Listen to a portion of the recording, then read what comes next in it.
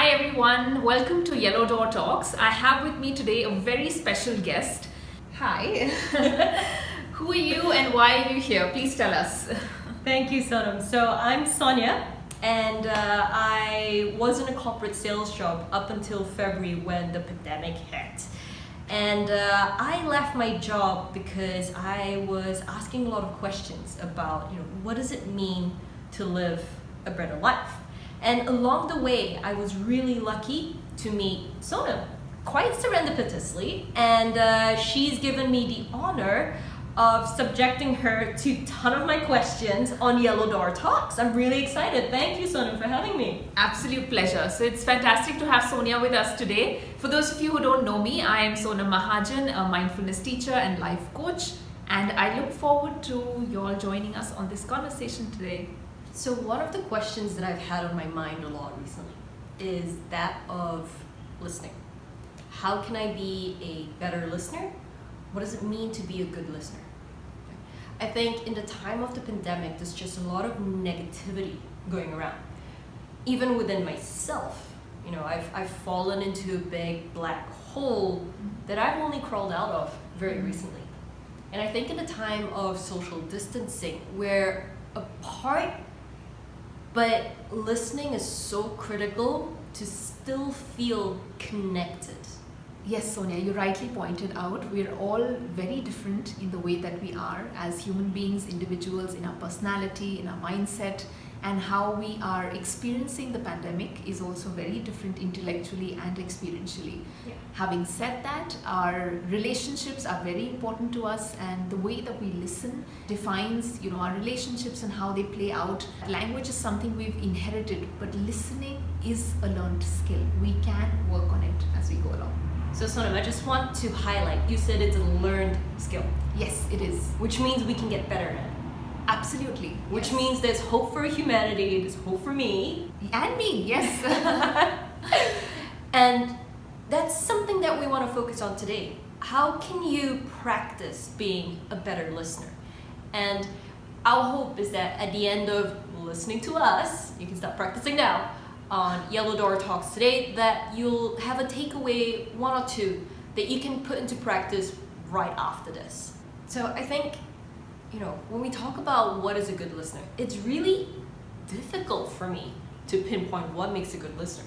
When I think about when I'm in a position of being listened to, I know exactly when the other person was a really bad listener. I can even tell you what they did or didn't do that made me feel frustrated, angry, or just, all around not listened to.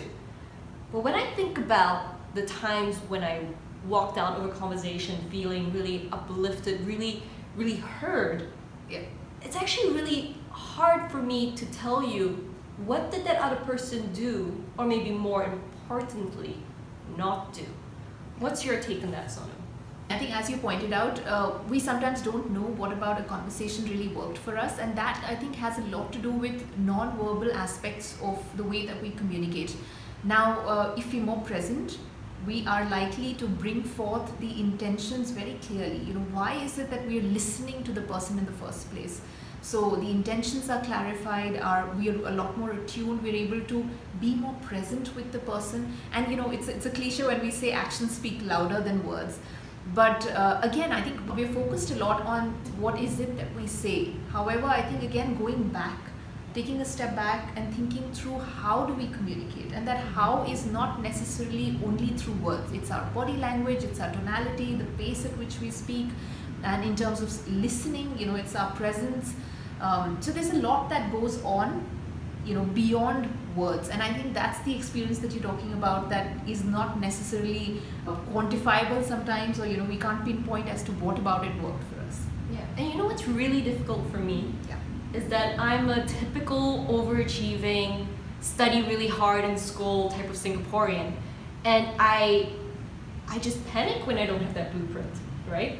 Like when I came to Sonam and I asked her what makes a good listener, I actually started asking her, what are some phrases that you have that I can use in these conversations? And Sonam is like, it's not what you say, it's how you say it. I'm like, what does that mean? And I think it's both a boon and a bane that I have a background in a psychology degree, right? Because I'm trying really hard to take all of this stuff that I've been reading about listening, putting it into practice with my friends and other loved ones, and I've realized that there are a couple of conversations where at the end of it, my friend either shuts down or is like, Sonia, are we in a therapy session right now? And then I know, oh crap, like I'm doing something too much. Yeah. What do you think that too much is, Sonam? So I think this is what happens, right? We tend to switch into a performance mode. Coming back to the intention with which we're listening to someone. Is the intent to be there for them and to be there to serve their need in that moment, or is it about how good a listener are we? I know we're talking about enhancing that aspect. Having said that, there's this striving element attached to it. So you're saying it's possible to be trying too hard. It is to absolutely. be a good listener. Okay. Yeah. So I think there's the intention that I want to be a good listener. However, when we are in the act of listening, we are judging ourselves and evaluating ourselves in the very moment when that conversation is transpiring. If we take a peek into our mindset when a conversation or dialogue happens, your friend is speaking and discomfort is arising, and you really have this desire to help the other person, relieve them of their pain, and you are thinking, what's the next thing I can say that's going to make them feel better?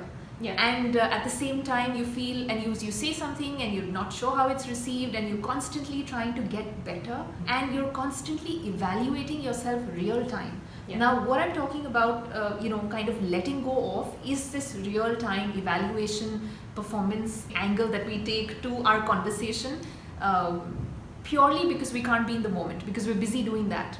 I think if we can just be present while having the intention that yes, I do want to be a good listener. Yeah. And that's such a tricky balance Yeah. to strike, because you have that good intention, but you're overdoing it. And it's true, what you were saying about like watching myself in the moment. It's true. I almost feel like there's another Sonia looking Yeah. at me being like, okay, here's where you pause. Here's where you keep quiet. Here's where you say a good question. Yeah, And I realized that I'm missing a lot of information from what my friend is saying. absolutely. And my poor friend is like, are we at the doctor's right now? Did I pay for a consultation? Should I be on a leather couch? Yeah. I was like, Yeah. oh, oops. No, so that's the thing, right? Having a background in psychology, I think for me as well, one kind of, you have to navigate this aspect of which hat to wear at what time and who you're sitting with. And Sonam, with that conversation with the friend, or shall I say friends, Yeah. who have made the comment about feeling like they're in a therapy session with me, I've taken some time to reflect on what could I have done differently, or what could I have done better. And I was actually thinking, maybe, I've never done this before, but maybe, what if I just asked them rather than try to guess? Just ask them explicitly, what do you need from me in this conversation right now? What do you think? Would that be a good question to ask?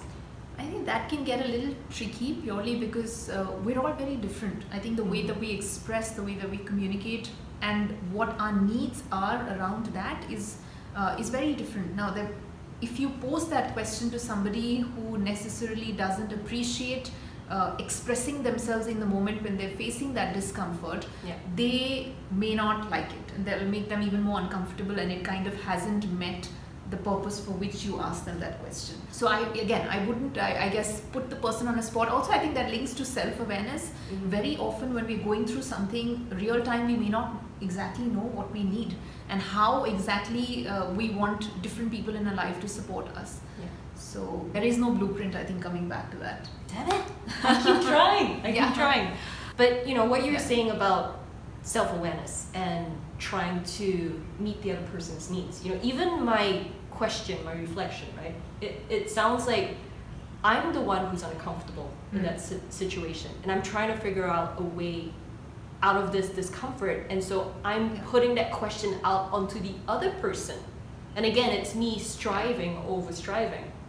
Yeah, like you described, after the conversation has transpired, you ask the person, they've kind of pushed back. Typically, we would judge ourselves, saying that I wasn't a good listener, or I didn't do certain things in an appropriate manner.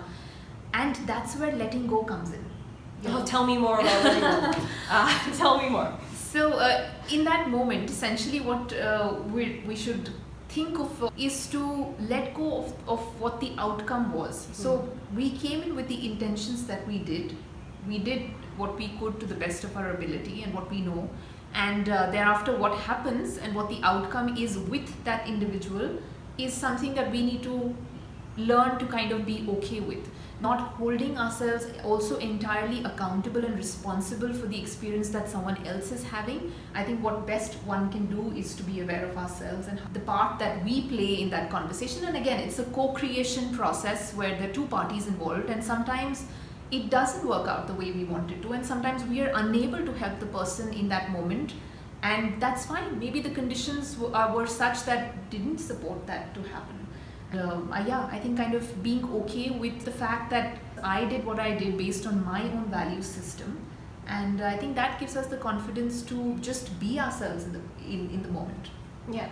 And I think that's such an interesting point, that you can have good intentions and do the best that you can, and yet the other person may not appreciate it, or things may not go as you had hoped, and being okay with that. But it's so difficult, right? Yeah. Like, especially when it's someone that you really care about. Yes. To be okay that I might have wanted to help this person and I said something to cheer them up, for example, and they got really upset.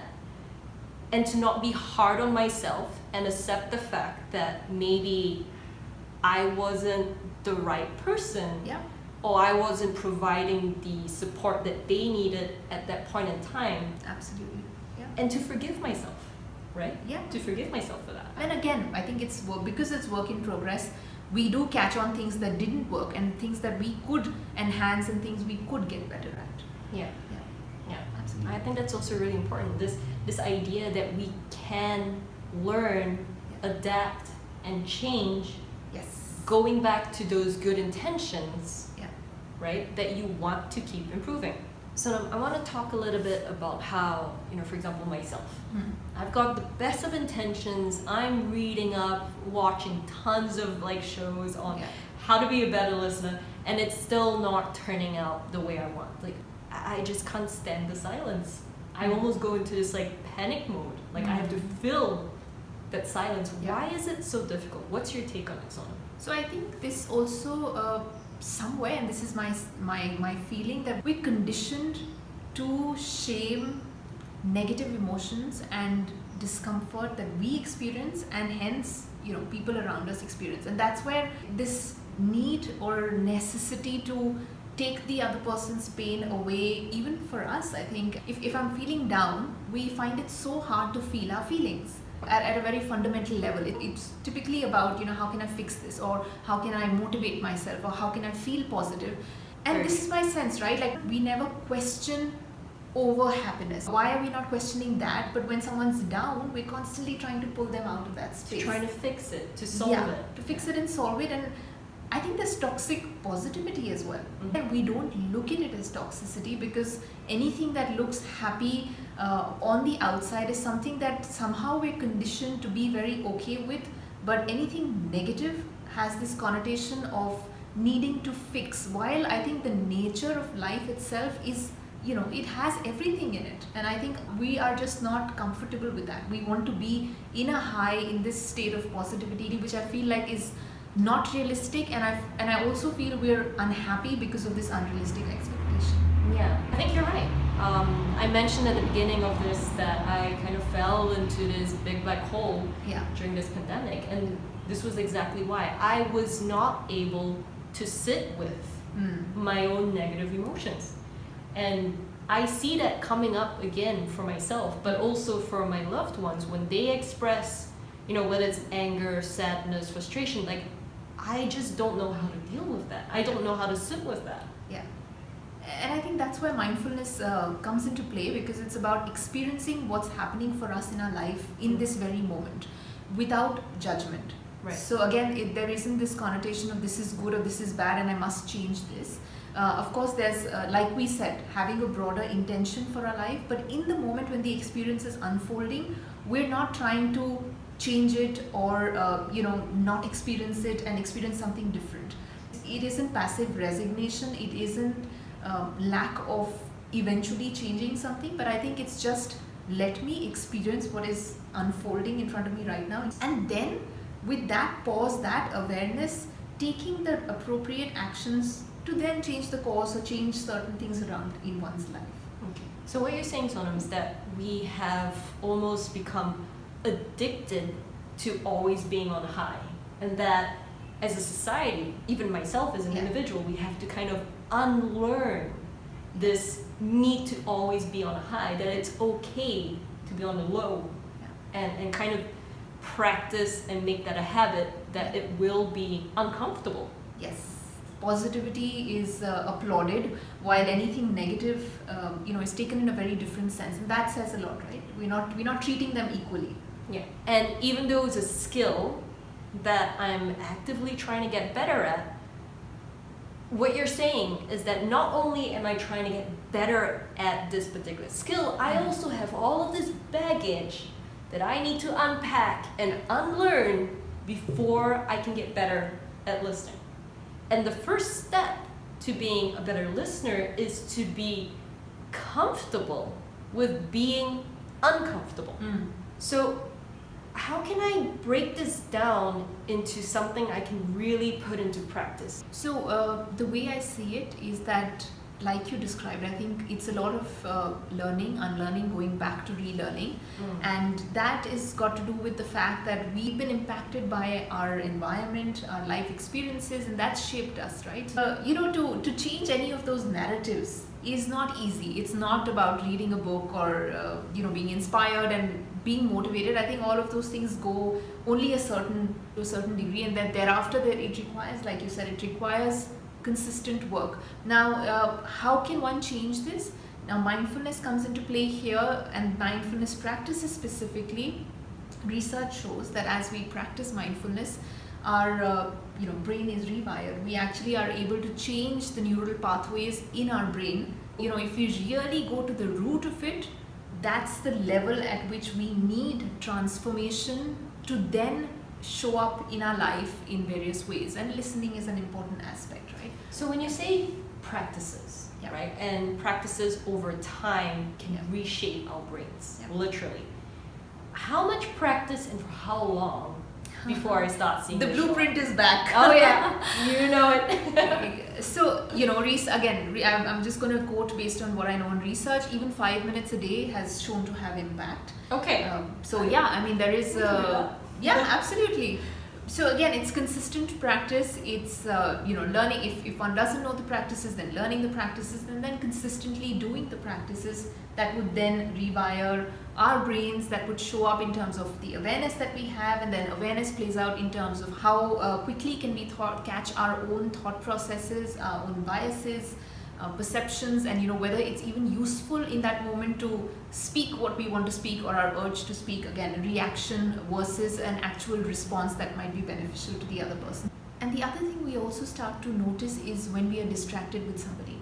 So these are all aspects that mindfulness helps us with. I think also we spoke about this, sitting with discomfort. The more that we get comfortable with unpleasant experiences in our life, the more even the pleasant experiences are intensified. Oh, yeah, that's worth it. So if I were to start practicing this, and this is, just a suggestion, but for me, sitting with silence, when I'm trying to speak with someone and there's a moment of silence, silence is extremely excruciating for me. I always feel the need to fill it up. So if I started practicing this by sitting with silence and the discomfort it generates for 1 second, I'll count down 1 second, and maybe I'll push it up to 2 seconds, 3 seconds. Would that be a good starting point as a practice for myself? I think this depends on the circumstances and the situation of the conversation, and a pause is always useful. Yeah, I wouldn't do it with like service staff in a restaurant. Yeah. keeping them hanging. What do you want? 2-minute silence. So I think what I'm taking away from this really interesting, meaty conversation that we're having is maybe 3 things, if I can summarize Absolutely. the things I've learned. The first is listening, being a good listener, is really difficult. Expect it to be uncomfortable, right? And the second thing is to also be kind to myself about it, right? Because not only am I trying to get better at a skill, I'm also having to unlearn a lot of stuff. And that's going to be really hard. And the third thing, which I'm going to start practicing right away, is this practice of sitting and pausing and just counting down silently in my head and be present. Yeah, and absolutely, we're all work in progress, I think, in this regard, and any small change or a step forward in the direction we want, and that's going to take us a long way. And you know, this reminds me of, so my dad was a sailor, and we would travel with him on the ship, and I remember, you know, we wanting to move the steering wheel of the ship around, and he would say, you know, you can't touch that because even a few degrees change can change the course and the direction that the ship takes. So even the small changes that we make in our lives can really play out significantly and transform our lives. So thank you very much for listening to the both of us on Yellow Door Talks today. Hopefully you got some interesting insights and good takeaways that you can start practicing yourself. Remember, listening is a skill. It's uncomfortable, it's difficult, but so worthwhile. And it's something that can be improved with consistent quality practice, like you're saying, Sonam. So how do I subscribe to your channel, Sonam? How can we see more of us? Hopefully there's going to be more of us. Is this my one time? I'm happy to do this for as many questions as you have. Now, for subscribing, all you need to do is click on the red button below and subscribe, hit the bell icon, and and tune in to the week's videos. Send me your comments, feedback. If you have any questions, send those through as well. And of course, I look forward to seeing you all next week.